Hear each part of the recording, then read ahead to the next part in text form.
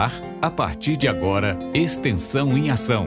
Conheça os programas, projetos e as ações da Pró-Reitoria de Extensão e dos campi do IFMG. Oportunidades, entrevista, informação e um bate-papo para lá de bom. Olá a todos, sejam muito bem-vindos ao episódio número 11 do programa Extensão em Ação. Toda semana nós conversamos com alguém especial para a extensão do IFMG, um autor de curso, um coordenador de projeto, um gestor, enfim, alguém que leva o IFMG cada vez mais perto de você. E hoje temos uma dobradinha com dois convidados muito especiais, a Mônica Barros, lá do campus Betim, e o Ronaldo Proença, do campus Santa Luzia. Eles vão contar para a gente do trabalho do IF Negro e também do recém-implantado NEAB, que é o Núcleo de Estudos Afro-Brasileiro e Indígena do IFMG. Então se segura aí, porque o Extensão em Ação vai começar e o tema de hoje é muito importante.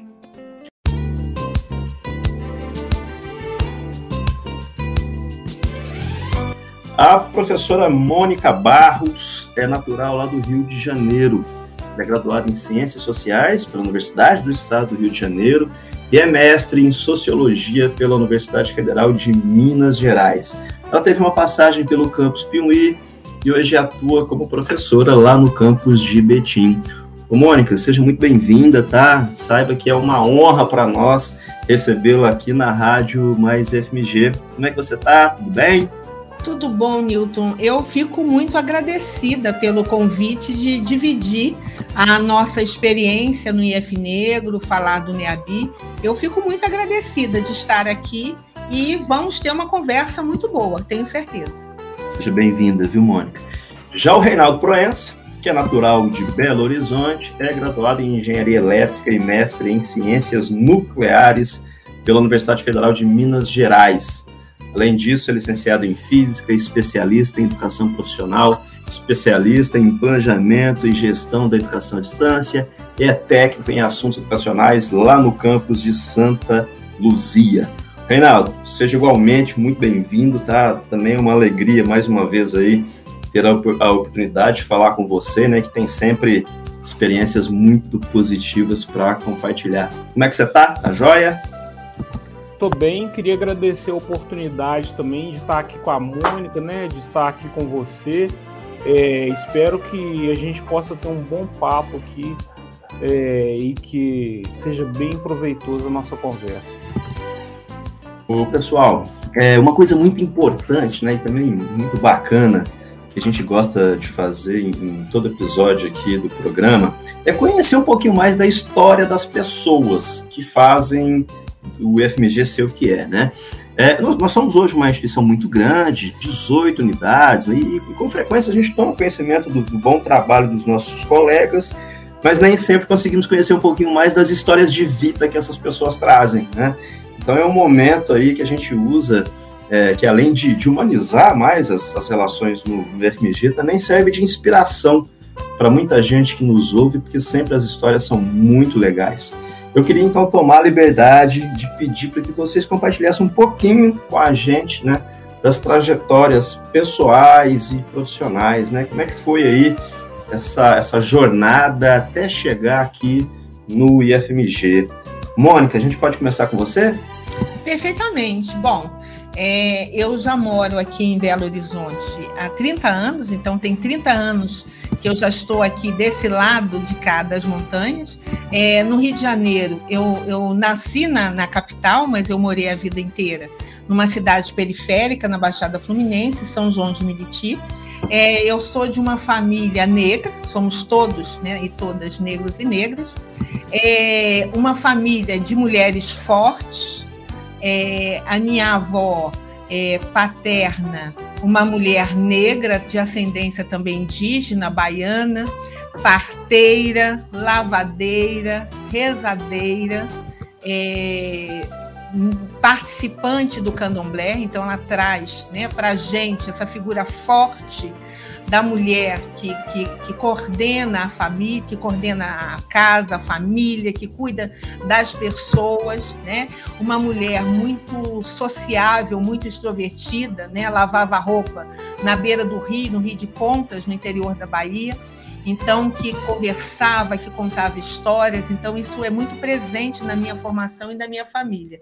E no lado da minha família materna, né, tem a minha avó materna, também uma mulher fortíssima, que cuidou dos filhos, né, com muito afinco, né, com muita generosidade, porque preparou os filhos para a família, né, para a vida. E eu conheci a minha bisavó, que era a grande matriarca, né? Então eu venho de famílias em que as mulheres, elas têm o seu local, a sua localização social. São mulheres que falam enquanto mulheres, né, que apoiam outras mulheres, que conhecem o seu espaço. Então foi assim que eu fui criada. Na minha adolescência, eu fui participar do movimento de comunidades eclesiais de base, então eu tive uma socialização religiosa, católica, muito crítica, o que fez com que, com menos de 15 anos de idade, eu já participasse do movimento operário, dando suporte às famílias, né, de operários em greve. Então, o meu processo de socialização, ele sempre foi muito pé no chão, de conhecer a realidade, né, de olhar para a realidade de forma crítica, de me perceber, né, como uma jovem negra, desde sempre, né, como uma mulher, né, negra, e também da importância do nosso envolvimento, da nossa participação social. Fiz o curso de Ciências Sociais por causa disso, por causa da minha socialização, e iniciei uma trajetória acadêmica na área de Sociologia da Religião. E o que me trouxe para Minas Gerais, no ano de 1991, para fazer o meu mestrado na UFMG, também estudando religião, ampliando, né, mudando um pouco o meu campo de pesquisa.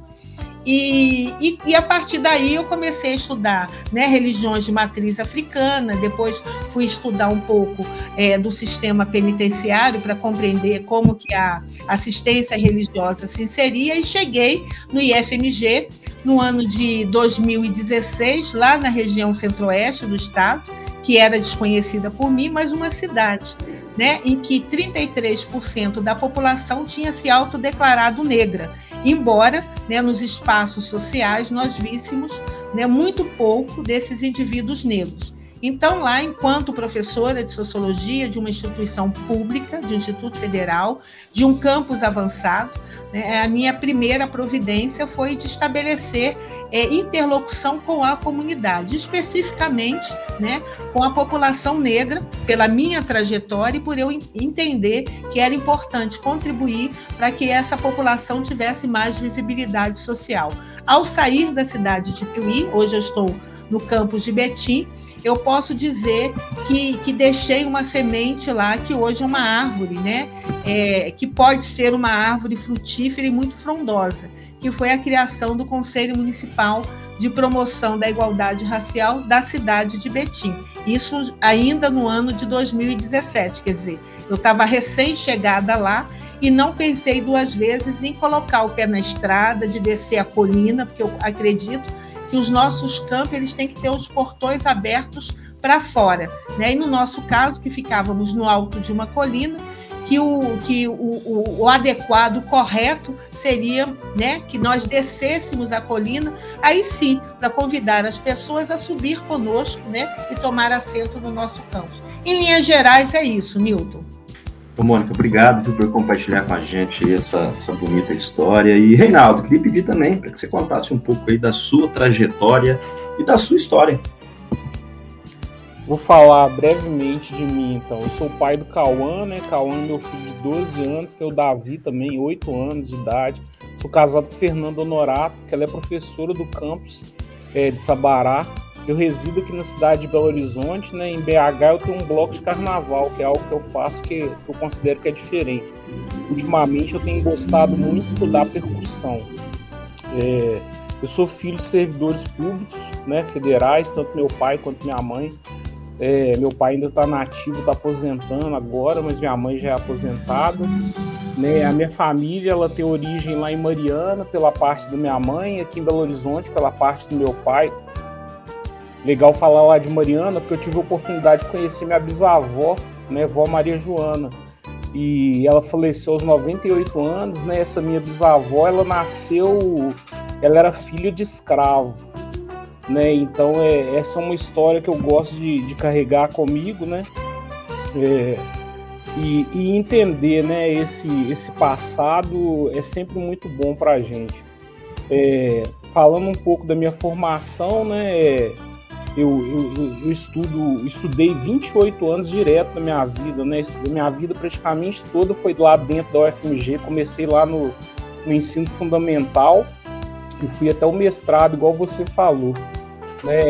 Nessas horas eu fico me sentindo privilegiado, né? Quando a gente sabe que a média de estudo brasileiro é de 9 anos, né? Aproximadamente 9 anos. Eu queria destacar aqui na minha fala, né, um último curso que eu fiz na Faculdade de Educação, né? Que foi o curso de Educação das Relações Étnico-Raciais. E esse curso, né, ele vem contribuindo bastante para a minha atuação junto ao IF Negro, né? Quanto à minha atuação profissional, eu fui professor do Estado por 7 anos, né? Passei 6 anos numa escola técnica aqui no Professor Fontes, aqui no bairro Cidade Nova. Fui pesquisador na Fundação Centro Tecnológico de Minas Gerais por 8 anos. Fui servidor antes de chegar no IFMG, né? Fui servidor técnico administrativo na UFMG por 3 anos. Em 2014 eu chego no IFMG no cargo de técnico em assuntos educacionais. A gente está agora em 2021, né? No IFMG eu já tive a oportunidade de passar por diversas áreas, né? Participar de diversos postos, né? E tenho aprendido muito no IFMG. Reinaldo, que bacana, e a sua fala, inclusive, me faz lembrar aqui da importância que a escola pública tem, né? A escola pública é essa que precisa sempre ser respeitada e valorizada, né? Mas eu queria aproveitar, então, esse gancho aí que você nos dá, né? Aproveitar que você está com a palavra, e lembrar que você, a Mônica, né? A Marie e outros tantos colegas têm feito aí um trabalho imprescindível dentro do IFMG, cujos reflexos com certeza vão para muito além do IFMG, né? Isso primeiramente por meio do IF Negro, que você até mencionou. Então eu queria já aproveitar para que a gente usasse desse espaço aqui para você contar, né, como é que surgiu esse trabalho, esse movimento, e mais do que isso, eu queria também que você reforçasse a importância que o IF Negro tem hoje dentro da nossa instituição. Tá, vamos lá, vou tentar, né, porque vai ser uma fala a partir da minha visão, né? O IF Negro, ele surgiu do encontro de várias pessoas, né, em grupo de WhatsApp. Essas pessoas estavam incomodadas, né, com o que a gente estava vendo, estava acontecendo no Brasil, né, e até fora, né, nesse início de pandemia. Então, a gente pode destacar, né, o caso do adolescente João Pedro. Ele foi baleado durante a operação policial lá em São Gonçalo, no Rio de Janeiro. Isso foi em maio de 2020. A gente tem o caso do George Floyd, né, um afro-americano assassinado depois de um policial em Minneapolis ajoelhar-se no pescoço dele durante 8 minutos. Foram cenas de muita crueldade, né? Isso aconteceu em maio de 2020. A gente tem o caso lá do menino Miguel, um garoto de 5 anos, filho da empregada doméstica Mirtz. Ele caiu do 9º andar, né, de um prédio lá em Recife. A Mirtz, né, que era empregada da casa, ela tinha saído para cuidar do cachorro da família e o Miguel ficou na casa, né? Aí ele ficou chorando em casa, né? E o menino foi pro elevador, né? Acabou que a empregadora lá, ela apertou como é que fala? Ela abriu o elevador para a criança, né? Ela abriu o elevador e apertou para o menino subir para o 9º andar. O menino sobe para o 9º andar e acaba que esse menino cai, né? Então isso é muito triste, a gente fica muito impactado. O caso do Miguel, ele aconteceu em junho de 2020. A gente também tem o movimento Black Lives Matter, né? Que começou com a hashtag Black Lives Matter. Ele é um movimento hoje, um movimento ativista internacional, né? Sua origem é na comunidade afro-americana. Eles fazem campanha contra a violência direcionada às pessoas negras. O movimento ele teve início em 2013, né? E ficou muito em evidência com a morte do George Floyd, né? Que foi o caso que eu mencionei acima. Nesse momento de muita tristeza para todos, né? Eu posso falar de mim assim, de repente eu estava em casa e do nada eu começava a chorar, eu estava chorando, né? E refletindo sobre todos esses acontecimentos, conversando com as pessoas, né? No grupo, assim, no coletivo, a gente via que essa tristeza ela era geral, assim. Todos nós estávamos vivendo um momento muito diferente, né? Devido ao isolamento social. E no coletivo a gente conseguiu conversar de forma aberta sobre o sentimento do momento. Essa questão do nome IF Negro vem depois, né? A gente realizou alguns encontros, a gente buscou estabelecer uma identidade para o grupo, e aí foram gatilhos para essa organização em coletivo, a necessidade de debater as temáticas do racismo, educação das relações étnico-raciais, ações afirmativas, e como alcançar uma educação antirracista no Instituto. E aí a gente está nesse movimento, aí, a gente segue nesse movimento. O grupo tem atuado bastante, né, nesse pouco tempo de trabalho que você mencionou e já deixando marcas aí muito importantes.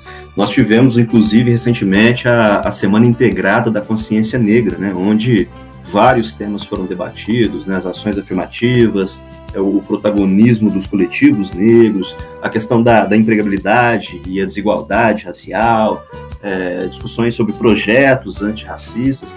Então eu queria que você fizesse para a gente, por favor, né, um apanhado de como é que foi esse belíssimo evento e, se possível, também usar aqui desse nosso espaço democrático para reforçar a mensagem que o IF Negro e que o evento em especial nos traz. Sim, pode deixar, vamos lá. A Semana Integrada, né, de Consciência Negra, ela mostra a importância da nossa organização em coletivo, né? A partir de conversa que a gente começou lá no nosso grupo, né, a gente realizamos, né, algumas reuniões, conseguimos estabelecer um grupo muito engajado para promover a semana.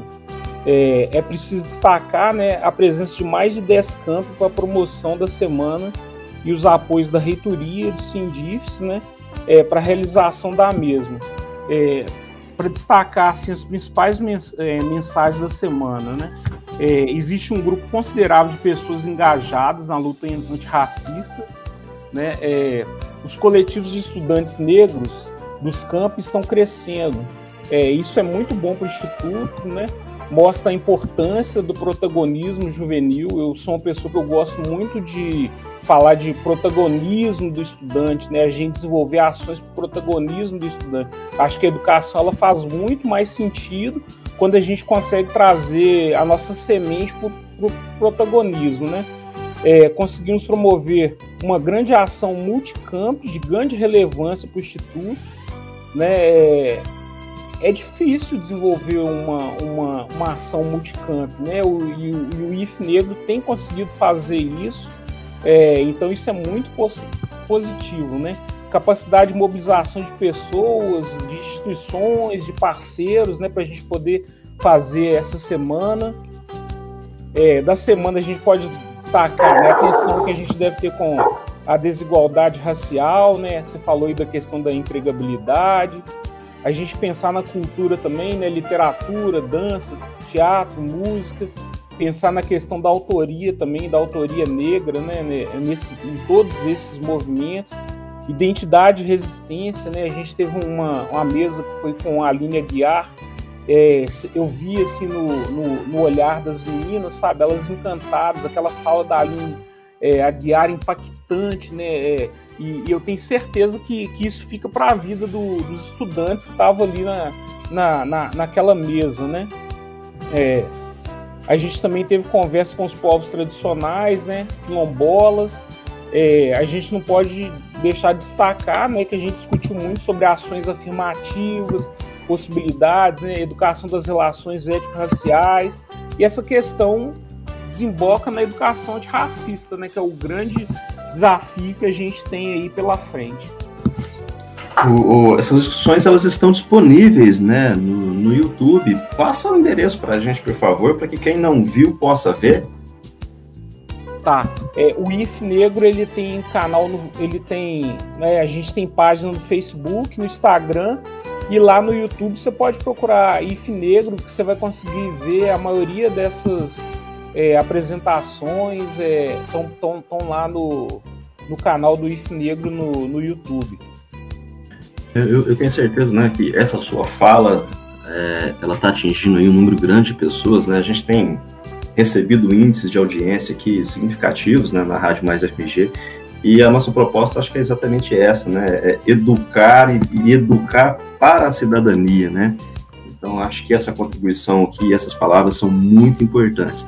E eu quero também aproveitar dessa oportunidade aqui, viu, o Reinaldo, para ressaltar também o trabalho aí que você desenvolve em prol da extensão, né? Já que nosso programa aqui ele é dedicado também à extensão, né? Em prol da extensão lá no campus de Santa Luzia e também da extensão institucional, né? Quanto à sua passagem pela Pró-Reitoria de Extensão.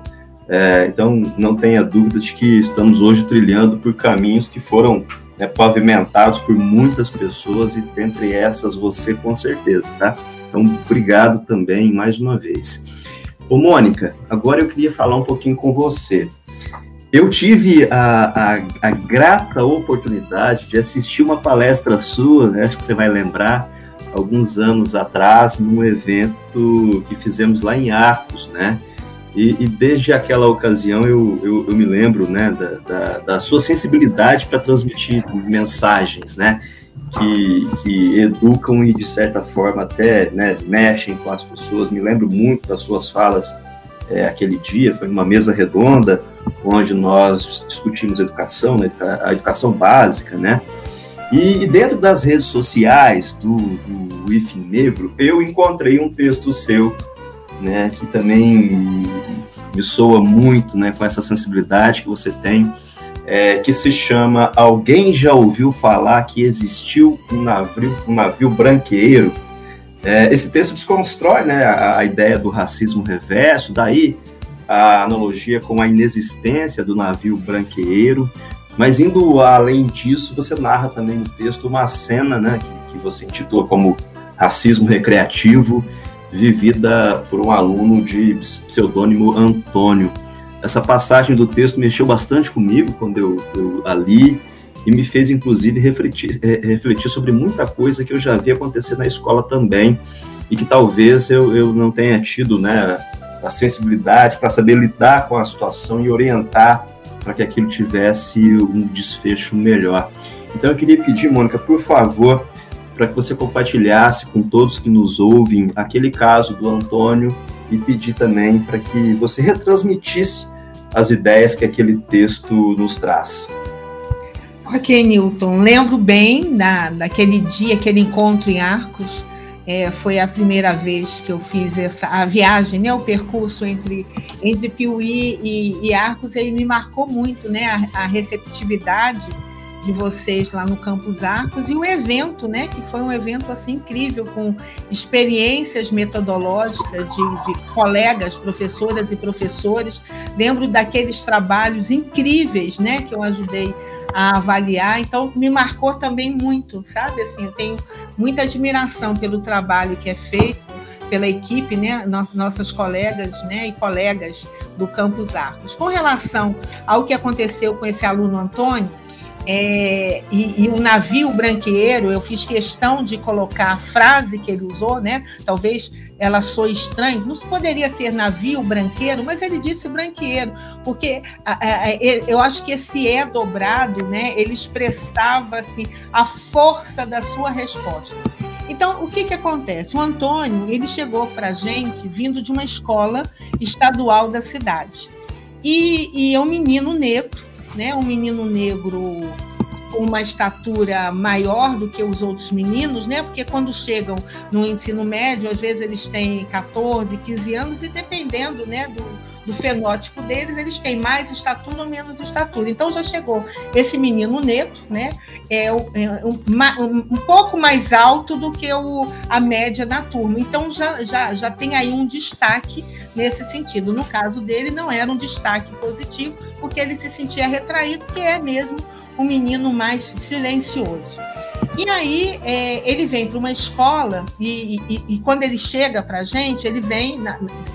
Tem outros estudantes da mesma turma que relatavam coisas assim. Quando nós chegamos aqui no IF, nós ficamos maravilhados, porque o banheiro tinha porta. Como assim o banheiro tinha porta? A porta externa, não. A porta das cabines. Lá na nossa escola, as portas são quebradas. Então, isso realmente maravilhou os nossos meninos, né, as nossas meninas. Nós sabemos disso, nós ouvimos isso cotidianamente, né? Eu achei até que fosse dizer, olha, tem papel higiênico, né? Mas era a porta do banheiro. E se a gente pensar, né, que esse é o espaço, às vezes é o único momento do dia, né, do cotidiano nosso, inclusive, né, dependendo das atividades que nós temos, né, e que nós podemos ficar sozinhos conosco mesmo. Às vezes é o único momento, né, de total intimidade nossa, e usar, né, uma cabine do banheiro com a porta quebrada significa não ter privacidade, até esse momento, né, ter sido retirado, né, surrupiado, roubado desses indivíduos. E aí eu comecei a prestar atenção. Numa aula de sociologia, eu sou professora de sociologia, eu sempre pedia para os alunos, né, que trouxessem exemplos, né, de músicas, de charges, que depois eu descobri que não é charge, é meme, né, e aí é uma outra categoria, né, que eu tive que conseguir incorporar, né, compreender. Então, que trouxesse esses exemplos de humor, porque eu sempre problematizava isso. Eu acho que é importante algumas posições, né, algumas expressões preconceituosas, discriminatórias, elas aparecerem na sala de aula para que tenhamos a oportunidade de refletir sobre isso. Não adianta menos, né, eu falar sobre preconceito, discriminação racial, social, de gênero, né, ou desigualdade social, né? Eu acho que funciona mais quando isso aparece na sala, né? Criamos, evidentemente, um ambiente de muito respeito, isso é fundamental, né? Temos que criar ali um pacto, né? Do ponto de vista ético, de que nós vamos respeitar cada um e cada uma e que vamos guardar o sigilo daquilo, porque as pessoas se expõem, né? Elas se abrem para receber as críticas, né? De forma respeitosa, e nós temos que preservar essas pessoas. E aí contaram um caso, disseram assim: ô Antônio, conta aquele dia que faltou luz na escola. E aí eu fiquei, né, prestando atenção, fiz de contas que não estava dando muita atenção, porque ele ficou muito inibido. E aí uma colega contou: porque faltou aula na sala de aula, e eu descobri que tinha um grupo grande de estudantes que estavam na mesma sala nesse dia, porque foi o momento de juntar turmas. A luz acabou e disseram assim: Antônio, abre os olhos aí, né? Aí ele falou: para quê? Para a gente te enxergar. E aí eu fiquei, sabe, assim, impactada, eu fiquei paralisada, eu fiquei inerte, porque esse estudante, ele estava muito retraído. E eu percebi que não era o momento de problematizar, né, esse fato, essa narrativa, porque eu deixaria muito mais desconfortável, não ajudaria em nada. E aí, em outro momento, isso ele estava no primeiro ano do curso dele, né? Ele estava chegando na escola no primeiro ano, então, portanto, em fevereiro. Quando foi em novembro, no Dia da Consciência Negra, dia 20 de novembro, nós fizemos uma atividade, né, para discutir a questão do preconceito e discriminação racial no ambiente escolar. E eu, ao invés de falar, eu fui fazer uma dinâmica. E nessa dinâmica eu distribuía papeizinhos, né, com palavras iguais. Então, por exemplo, racismo reverso. Alguém, né, deveria definir e alguém deveria exemplificar. E ele ficou com esse papelzinho, era uma cestinha, cada um pegava um papel sem olhar o que era, e caiu para o Antônio o papelzinho de racismo reverso. E caiu para ele definir. E aí ele disse assim: é muito simples. Não existe racismo reverso. Porque nunca, vocês já ouviram falar alguma vez em navio branqueiro? E ele foi cortante, ele foi enfático, ele não foi raivoso, né? Mas ele foi convincente. E diante daquilo, nós tínhamos, o nosso auditório comportava 250 pessoas, né? Quer dizer, até porque houve uma obra recente, mas o auditório comportava 250 pessoas e o auditório estava lotado, né? Então, houve um silêncio, porque não havia mais o que dizer a partir disso. E eu fiquei realmente, novamente, impactada com aquele estudante, porque eu percebi, primeiro, que foi um desabafo dele e uma mudança de postura dele. Naquele dia, né, que mencionaram essa questão do abrir os olhos, né, para que ele pudesse ser visto, e ele ficou muito retraído, para esse momento em que ele foi enfático, ele foi absoluto, ele lacrou.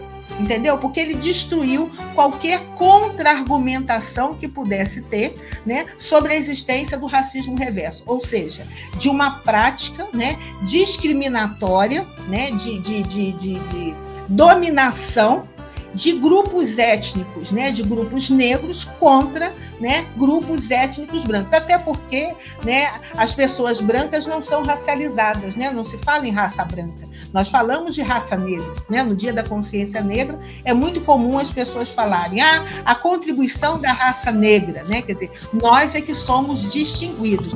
E lembrando, né? Quer dizer, voltando lá àquele momento da sala de aula no mês de fevereiro ou março, enfim, no começo do ano, né? Quando a parte dos estudantes, né, contou aquele caso, né, do abrir os olhos, e contaram como se fosse uma piada, né? Que é a outra questão, que é o racismo, o racismo recreativo. As pessoas se divertem manifestando o seu racismo, manifestando a sua discriminação, divertem-se, né, reforçando, né, a subjugação de determinados grupos sociais. Ora, uma piada, né, em que ela não causa, né, diversão, sorriso para todos os envolvidos, definitivamente não é uma piada, né? E nesse caso é uma das formas de expressão de racismo comumente na nossa sociedade. Nós, Milton, porque você também é professor, nós que somos docentes, nós temos que ficar muito atentos a isso, né? Porque pode acontecer, né, pelo aquele nonsense, né, de estudantes não perceberem como tal. Então nós temos que ter a sensibilidade para conduzir a situação naquele momento e, quando for possível, né, voltar essa questão em pauta para que possamos discutir e desconstruir, porque nós temos que ter práticas antirracistas, né? E nós, como docentes, também não podemos reforçar isso, né? Porque isso pode aparecer, né, nas nossas interações didático-pedagógicas, e nós temos por obrigação ficar atentos para isso, para que não achemos engraçado, né, ou deixemos simplesmente passar batido, né? Acho que temos que ficar muito atentos a isso. Mônica, se você nos permitir, inclusive, eu queria, junto com a divulgação, né, desse nosso bate-papo aqui nas mídias do Mais FMG, eu queria disponibilizar também um link para aquele seu texto, que eu acho que é uma leitura muito importante, né, de ser socializada com o maior número possível de pessoas, tá? E pegando esse gancho, né, do IF Negro, eu queria que agora a gente falasse também de mais uma conquista, né, importantíssima dentro do IFMG. Nessa semana, na última quarta-feira, o professor Carlos Bernardes, enquanto reitor substituto, ele assinou a portaria que regulamenta o Núcleo de Estudos Afro-Brasileiro e Indígena do IFMG, o NEABI. Então, por favor, conta para a gente da importância desse núcleo, né, agora institucionalizado, oficializado, né, e quais são os seus principais objetivos. Nilton, falar do NEABI é muito fácil, né? Porque a base do NEABI, ou seja, o objetivo principal do NEABI é promover a educação antirracista no IFMG. É isso, né? Nós consideramos essencial que estabeleçamos, né, relações sociais, né, ou, né, como nós podemos dizer, que possamos desenvolver uma educação para as relações étnico-raciais. O que é isso? Que nós possamos desenvolver práticas, né, ações, né, didático-pedagógicas que nos permitam conhecer, né, a nossa diversidade étnico-racial. O nosso instituto, né, o maior instituto do estado em termos de extensão, são 18 cidades. As nossas unidades, elas estão inseridas em áreas, né, ou são fronteiras com comunidades quilombolas, comunidades ribeirinhas, comunidades indígenas, povos ciganos, né? Então nós temos obrigatoriamente de conhecer, né, quem são esses indivíduos, esses povos, essas culturas, esses grupos étnicos que nos compõem. Esse é o nosso objetivo, porque somente conhecendo a sua história, enxergando o seu valor para a nossa Constituição, porque nós, IFMG, somos resultados de todos esses povos, né? Quer dizer, nós, enquanto, né, comunidade acadêmica, indivíduos, né, seres sociais, nós resultamos de todos esses povos. Então, o NEABI, o seu objetivo é esse, é promover uma educação antirracista, para a qual, né, as ações afirmativas elas são essenciais, porque elas permitem, né, estabelecer a equidade social, ou seja, permitem, né, criar condições para que os grupos socialmente subrepresentados possam fazer parte da nossa instituição, seja como discentes, docentes ou técnicos administrativos, né? Isso é importante, essa educação antirracista, ela tem que estar, né, refletida nos nossos cursos, nos nossos projetos institucionais, projeto pedagógico de curso, projeto político pedagógico do IFMG, no PDI, né? Ontem, inclusive, tive a oportunidade de falar sobre isso, né? Tem que aparecer nos currículos das disciplinas e dos cursos. Isso tudo tem a ver com o NEABI, porque se o NEABI tem o objetivo, né, de promover a educação antirracista, o NEABI pode, de forma substancial, contribuir para todas essas ações que são importantíssimas, né? O NEABI, ele pode contribuir, ele pode propor, ele pode acompanhar, ele pode ajudar, quer dizer, pode no sentido de que são suas atribuições, entendemos como atribuições do NEABI, a proposição, o acompanhamento, a avaliação, né? No sentido também, né? Nós falamos, né, no que se refere à formação, né? Porque o NEABI também pode, né? Pode porque é um propósito, promover a formação da nossa comunidade escolar, assim também, né, como promover ações para a sociedade. Porque quando a cada estudante que nós recebemos, a cada servidora ou servidor que nós recebemos, com essas pessoas vêm trajetórias, chegam conosco com suas trajetórias, com suas famílias, com seus pertencimentos. Então, promover, né, a formação, né, como é que eu vou dizer? Reciclagem não a formação continuada, né? Reciclagem é um termo inadequado. A formação continuada da nossa comunidade escolar, significa promover a formação continuada da comunidade externa, né? Porque cada um de nós é um agente social no nosso meio social, assim como nós trazemos o nosso meio social para dentro da nossa instituição. Então, falar do NEABI é muito fácil, é só entendermos que o objetivo principal do NEABI é promover a educação antirracista no nosso instituto. Não é possível pensarmos em qualquer processo de educação, não é possível pensarmos em educação cidadã, em educação humana, se nós não tocarmos, né, nessa base estruturante perversa da nossa sociedade, que é o racismo. É isso.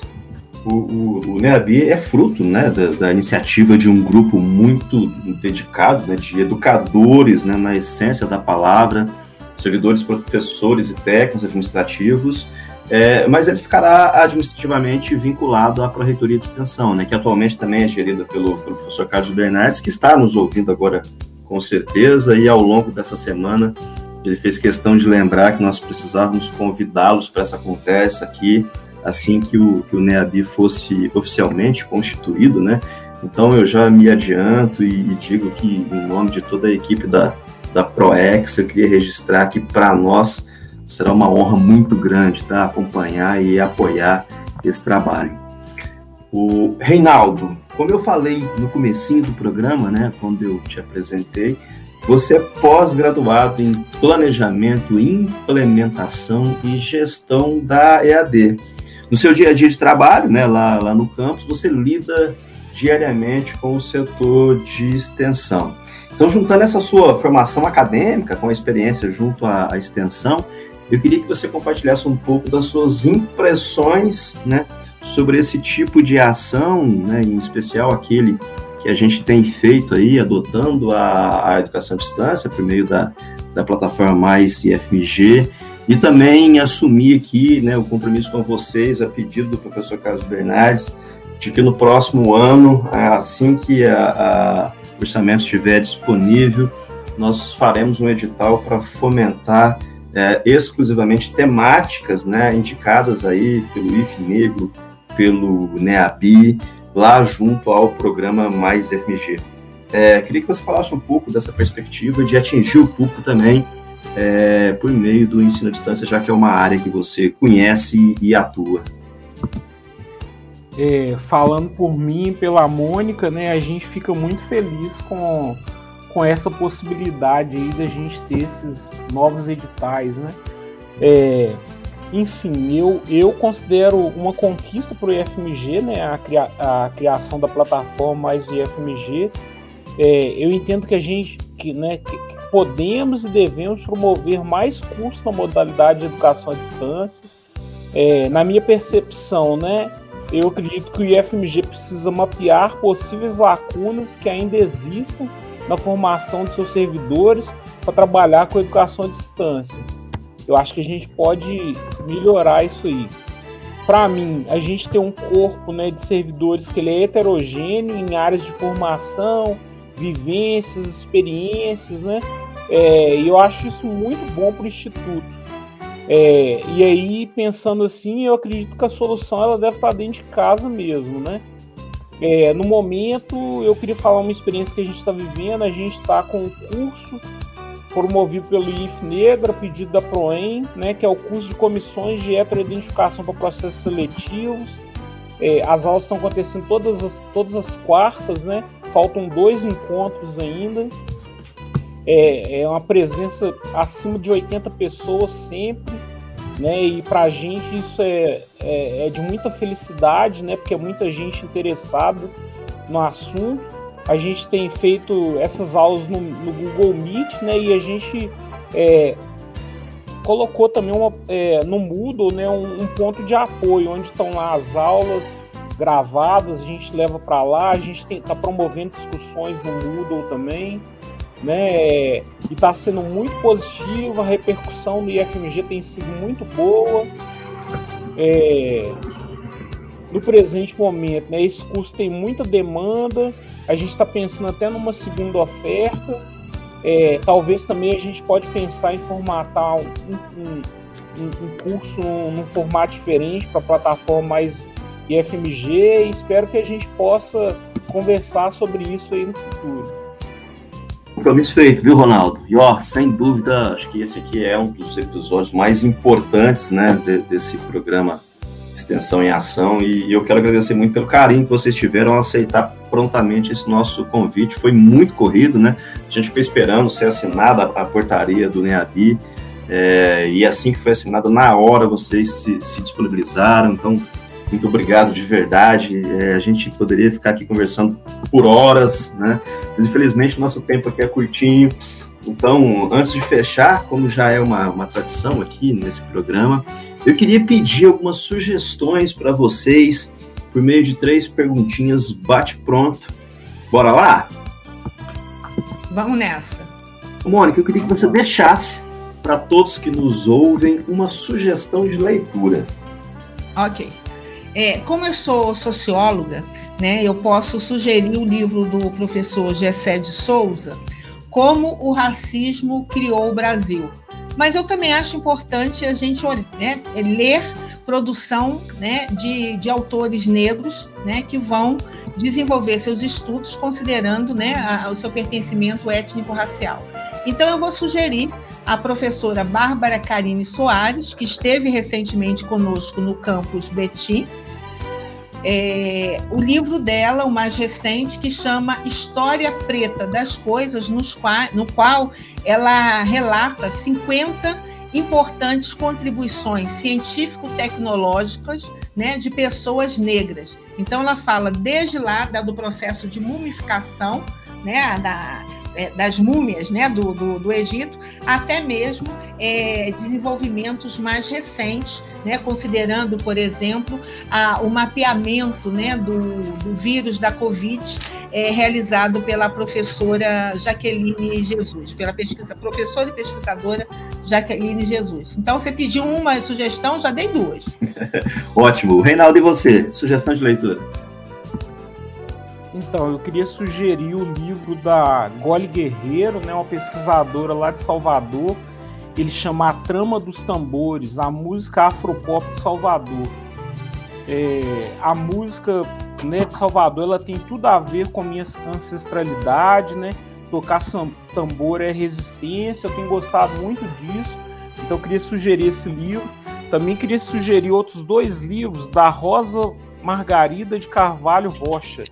O primeiro é Educação das Relações Étnico-Raciais, pensando referenciais para a organização da prática pedagógica.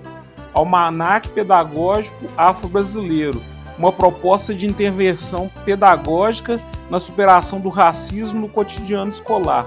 Então, esses livros da Rosa Margarida, ela traz exemplos de situações que podem ser trabalhadas na educação, né, durante as aulas, das intervenções pedagógicas. Então, eu recomendo muito os livros da Rosa Margarida. Ô, Mônica, a gente sempre encerra o programa com uma sugestão musical do convidado. Então, eu queria que você nos sugerisse aí uma música para o encerramento. Olha, como boa carioca que sou, eu amo samba, e uma música que me toca muito é a música Identidade, do compositor e cantor Jorge Aragão. E se você me permite, eu vou recitar uma estrofe que eu acho que é a mais marcante dessa música lindíssima. Ele diz assim: se o preto de alma branca para você é um exemplo da dignidade, não nos ajuda, só nos faz sofrer, nem resgata nossa identidade. Reinaldo, uma sugestão musical? Então, eu vou sugerir aqui, né? É uma música, o nome dela é Negrume da Noite, é do bloco Ileaê, lá de Salvador, né? É o primeiro bloco afro do Brasil. O Ileaê, ele exalta, né, a cultura africana e brasileira em suas músicas. Então, normalmente fala do negro. Quando eu quero ter muita tranquilidade, eu gosto de escutar tem o DVD deles lá no YouTube, né? Eu gosto de ficar escutando Ileaê, assim. E essa música, então, ela para mim ela é muito especial e tô sugerindo ela aí para vocês. Mônica, e para fechar, um desejo ou um sonho, pode ser pessoal, pode ser profissional, fica à vontade. Essa é mais difícil.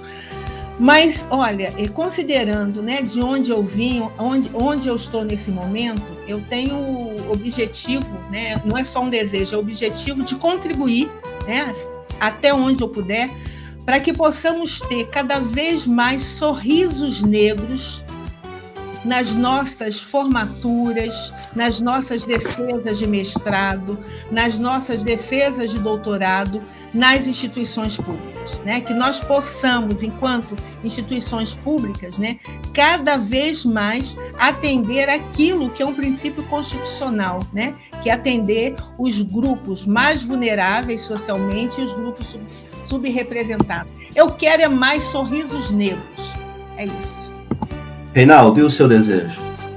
Então, na linha do que a Mônica falou aí, né, quase 60% da população brasileira é de negros, né, e um sonho que eu tenho é um mundo melhor para as futuras gerações, né, sempre eu penso nos meus filhos também, que eles possam ter, são duas crianças negras, né, então pensando nessa linha do que Mônica fala, né, é nessa linha aí também o meu sonho, né, que a população negra brasileira possa ter mais acesso à educação, mais acesso a tudo, né, é isso. Mônica, eu queria abrir a palavra aí para que você deixasse a sua mensagem final e se despedisse de todos os nossos ouvintes. Eu convido a todas e todos, né, que conheçam o IF Negro, né, é um grupo importante para nós. Nós vimos ontem na nossa conversa, né, sobre educação antirracista, que nós, servidoras e servidores negros, somos minoria nessa casa, né, mas importante que nós possamos nos organizar para abrirmos a casa para outros, né, para outras negras e negros. Então, convido a todos, né, principalmente nossas colegas e colegas negras e negros, a seguirem as redes sociais, fazerem contato, né, virem somar conosco.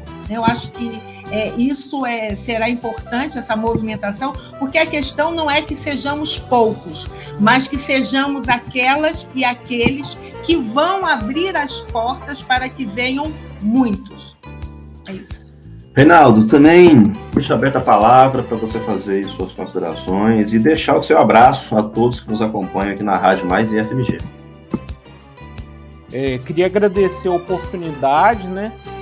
Dizer que o IF Negro segue de forma independente no apoio à promoção de ações para o IFMG se tornar uma instituição antirracista. Existe um grande caminho a ser seguido, né, e acredito na força do coletivo para avançar. A gente tem alguns desafios na implementação das políticas de ações afirmativas de forma ampla, incentivo à pesquisa e extensão na temática, viabilização dos NEABIs em todas as unidades da instituição, né? Mesmo a gente assinando uma portaria nesse sentido, né, de institucionalização, a gente precisa de viabilizar isso, né? Existe esse desafio. E também que a gente possa promover mais formação de servidores, né, na temática. Então é isso. Agradeço mais uma vez a presença de vocês, esse bate-papo tão importante, e espero que a gente tenha muitas outras oportunidades de recebê-los aqui na Rádio Mais FMG. Muito obrigado de coração, viu, gente? O Extensão em Ação de hoje fica por aqui e fechamos com as duas músicas que foram indicadas pelos nossos convidados, a Mônica Barros e o Reinaldo Proença. Um abraço e até a próxima. Rádio Mais e FMG, um IF mais perto de você.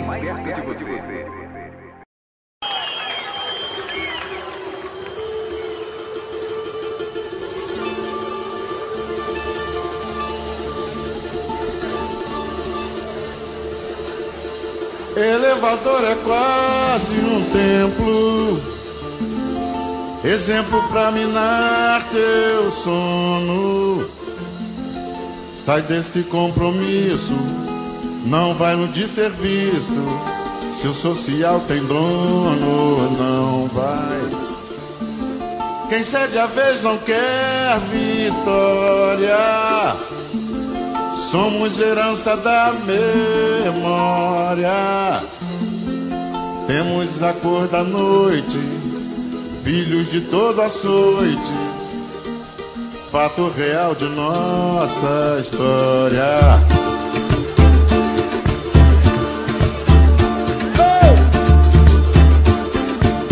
Se preto de alma branca pra você é o exemplo da dignidade, não nos ajuda, só nos faz sofrer, nem resgata nossa identidade. Se preto de alma branca pra você é o exemplo da dignidade, não nos ajuda, só nos faz sofrer, nem resgata nossa identidade. Elevador é quase um templo, exemplo pra minar teu sono. Sai desse compromisso, não vai no desserviço. Se o social tem dono, não vai. Quem cede a vez não quer vitória.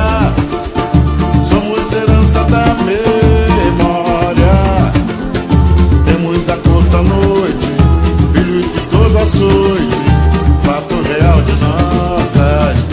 Hey!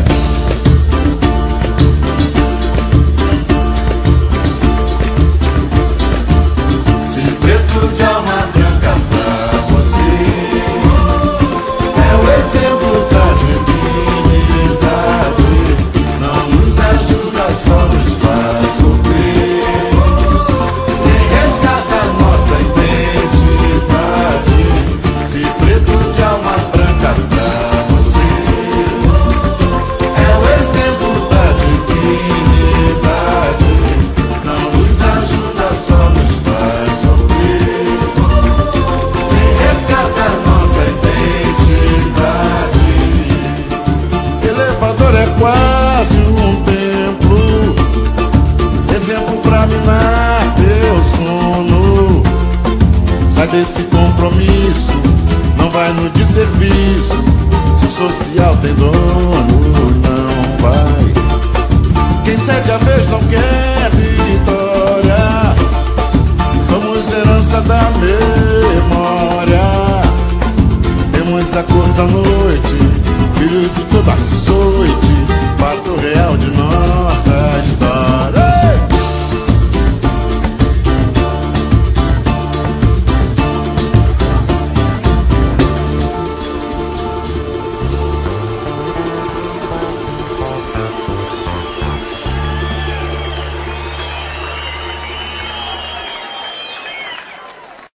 Você está ouvindo a rádio Mais IFMG, um IF mais perto de você. Odé, Comorodé.